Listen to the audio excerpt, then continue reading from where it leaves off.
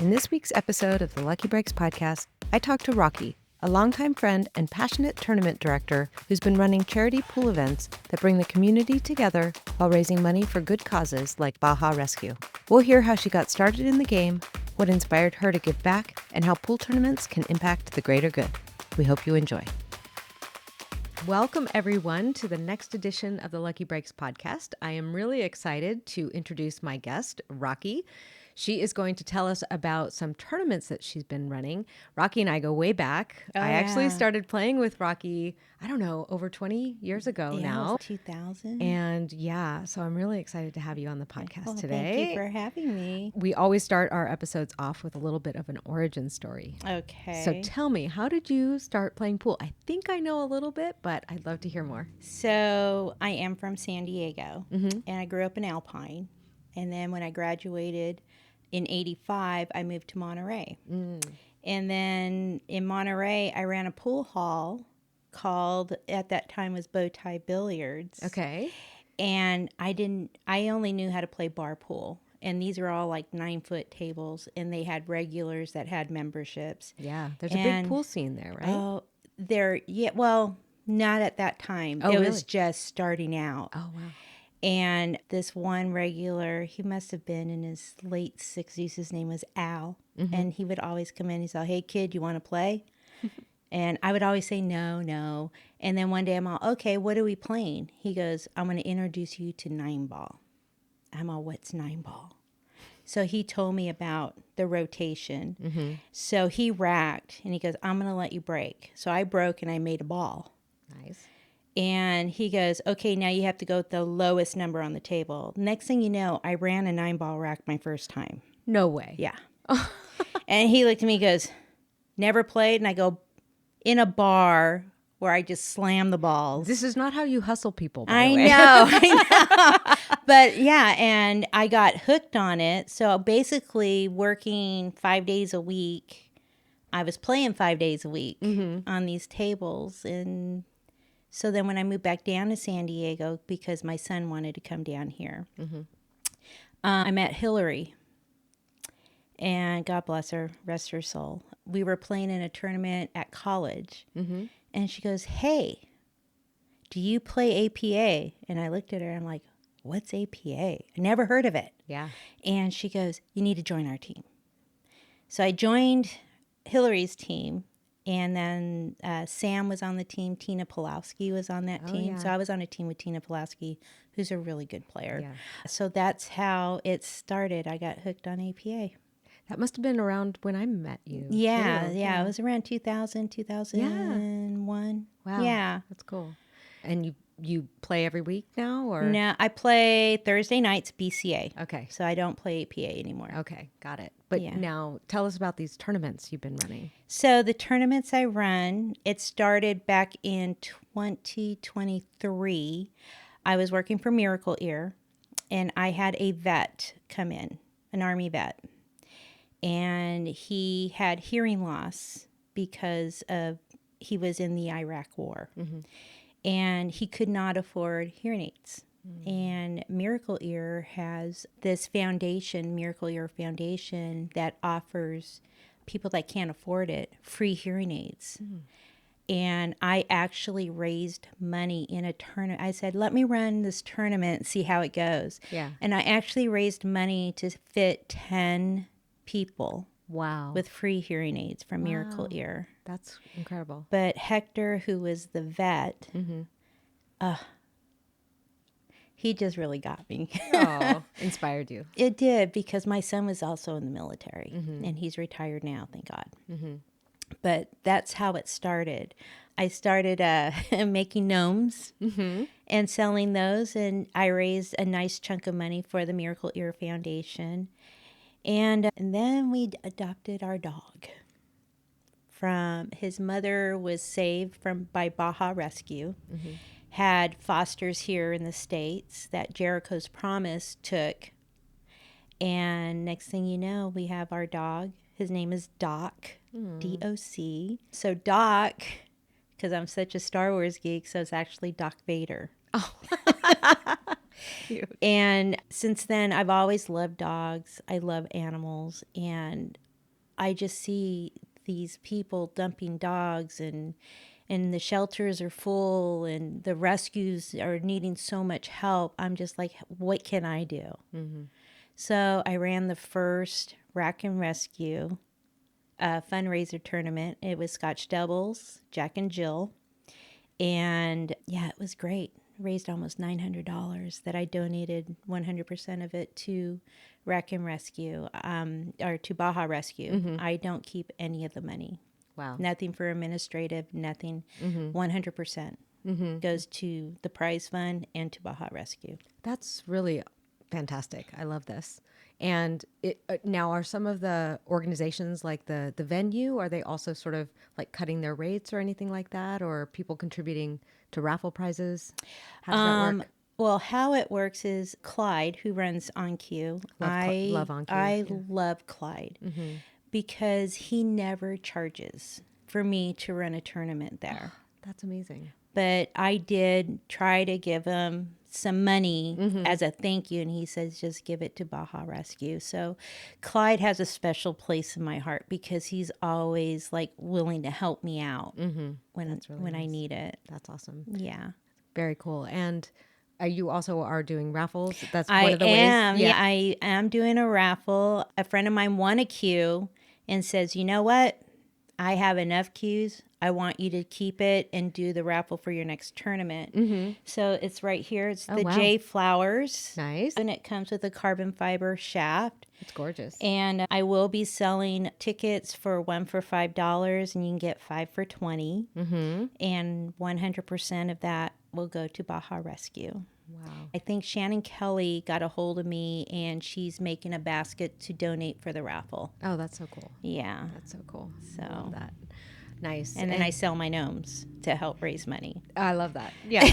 and are you sort of setting up a little booth at the tournament too? Yeah, I'm going to bring some of my gnomes. Okay. I have like little tiny ones you can use for pocket markers, or you can hang in the mirror in your car. They're just like little ones like that. I do have sock ones with sunglasses for like the summer, so I'll be bringing some of those. Oh, very cute. Yeah. I'll have to, unfortunately I can't make it this weekend because that's when the tournament is. I know, I was going to say, girl. Have to get some pictures. We'll definitely show some pictures when we publish the episode. Oh, that would be really great. Nice. Yeah. Awesome. So what are some of the hardest things about running these tournaments? Finding a date to be able to, because the tournament competition here in San Diego it's amazing. Yeah. I'm going to say it's amazing. It's great for the community. It is great for the pool players. But me trying to find a date, because I'm not big like the San Diego Cup or like Moth-like what Holtby's doing, which both are amazing. I just need a little date with nothing that, gets in the way so I can get more players to play. So I try to find dates that I know that nothing is going on, and maybe I don't want to do it like on, a Memorial weekend or anything like that, because nobody's in town. So I try to find a date that works. Are you still doing the Jack and Jill Scotch Doubles format? I am. Okay. So this is the first time I'm doing the ladies Scotch Doubles 10 ball. Okay, tell me more. Okay, so it's Scotch Doubles. Okay. 10 ball. Okay. And it's all ladies. Ah, I see. It's all ladies tournament. Okay. And there was tournaments for ladies down here, and they're far and few between. So I just thought it would be fun to say, hey, let's do a ladies Scotch Doubles tournament 10 ball on the big tables. Yeah. And there was a lot of interest in that. So I'm like, well, that's cool. And I'm thinking like different things, like maybe doing a 3-man next time. Oh, yeah. Scotch triples. Yeah, Scotch triples. And I'm also going to do play with whoever you want. Which was no handicap limit. No, yeah, there is no handicap in my tournaments. Oh, wow. Okay. Because it is for charity. Ah, I see. So it doesn't matter what your Fargo is or what your APA rating is. Play with whoever you want. Play with somebody that you've always wanted to play with, but you couldn't, and it's all for fun. Yeah. And I think a lot of people have a lot of fun with the tournaments. It's very easy. This tournament, I'm going to be able to focus more on trying to raise the money. I have a wonderful lady named Dee Dee who runs the Southern California Women's Tour up in like the LA area. Okay. With Lori, and she offered to run the tournament for me so I can concentrate on raising money. Nice. So I was blown away by that, and I wanted to thank the ladies for doing that. So Dee Dee, she does an amazing job running these tournaments. Really nice. Yeah. That's great. It's great to have a team. I can speak from experience with, the podcast and everything. Having a team of people to help you do these things is really nice. Yeah. Makes it a lot more fun, too. Yeah, it makes it a lot more fun. It's a lot of work, but you know what? Who benefits from it? Yeah.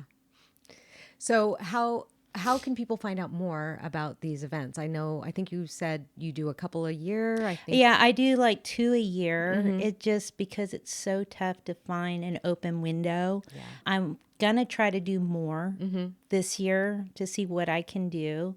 Yeah, it's fun. Yeah, it sounds fun. Well, I hope I can make the next one. Me too. So I know. So, and one reason I wanted to have you on the podcast is I would love for this to inspire more folks in other communities to have these kinds of tournaments where we're raising money for charity and not just, gambling. Right. I know, right? Yeah, the thing is, my entry fees for my tournaments, I think, are pretty reasonable. It's $50 a team. That is good. And then $40 of that goes to the prize fund, and I only take $10 out for Baja Rescue. Oh, that's awesome. And do people throw in a little Yes. more? Yeah. Oh my gosh. I have regulars that play in my tournaments, and I couldn't do this without them. And their generosity, everybody's generosity, even when during the tournament, I have people that are not playing, wanting to buy raffle tickets for the queue. And then they're always asking, well, when's your next tournament? So I put it out there. I put it on my page. Then I do make, when I do the tournament and announce it, it's public. And I tag as many people as I can so they can share.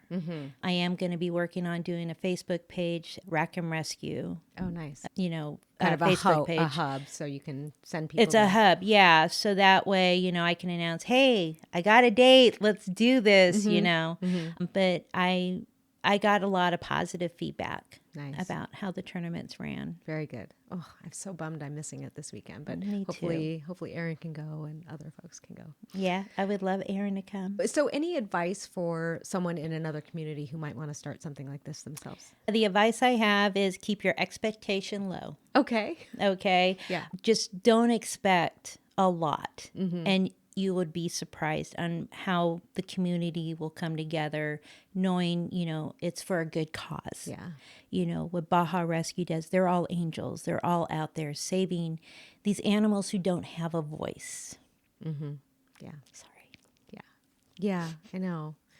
And there's so many worthy causes out there, and all of us have something that's special for us. Yeah. Yeah.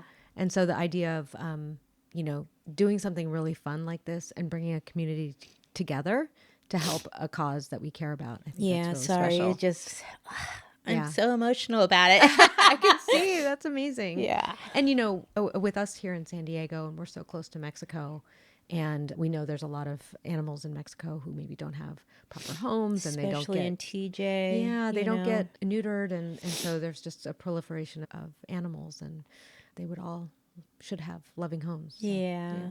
Well, thank you for doing this. Absolutely. Yeah, I love it. Well, so I guess you're having the event this weekend, the 24th. So we'll keep an eye out for the next one. Yeah. And we'll definitely advertise it on the Lucky Breaks podcast. Oh, that would be channel. great. Thank you. It'd be fun for us to put that out there. Maybe we could even chip in a T-shirt or something for the raffle. Why not? Prize, why not? Why not? All right. Well, we are going to segue into one of our favorite parts of the Lucky Breaks podcast is the Magic 8 Ball. All right. So if you have a question ready, if you can reach and grab that 8 ball right there. Okay. And so ask the Magic 8 Ball, talk about setting your expectations low. It might give you an unsatisfactory answer, but ask it a question and then press the button and hold it next to the microphone so the microphone picks it up. Okay. Question is, will I be able to find another date for my next tournament without anybody else having a tournament? Okay. Everything indicates yes. Woohoo! Yay! Yes, nice. Well, and I have a hypothesis that you might have more than 2 this year. Maybe we can help you set up a 3rd one Oh my towards the end God. of the year. That I would don't be know. amazing. We've been talking about maybe doing like a Lucky Breaks involved tournament, maybe one of the fun tournaments using our little Scotch with a twist I like that idea. style, and just keep Yeah. it fun, lighthearted, all for charity too. The community is just so vibrant, and is. people just love the game, and they love getting together and they hanging out with each other. And so it's grown so much. right. Yes. Since when I first started. Yeah, when you and I first started Yeah. playing, it was like only a couple of places, little bars here and That's there. it. But and now it's just exploded. I know. I know. I love it. It is. It's great to see. So. Yeah. Well, thank you so much for being on the podcast. Thanks for having me. Yes. And we will definitely get some pictures, maybe even some video or something from your event so that we can add that to the episode. I think that'd Yeah, be and I'm great. working on a logo, so I'll Ooh, probably, hopefully by the next tournament, I'll have some T-shirts that I will be selling Awesome. to raise money. Awesome. Love Yeah. that. Okay. All right. Well, thank you so much for joining us, and we'll see you next time on the Lucky Breaks podcast. Bye. Bye.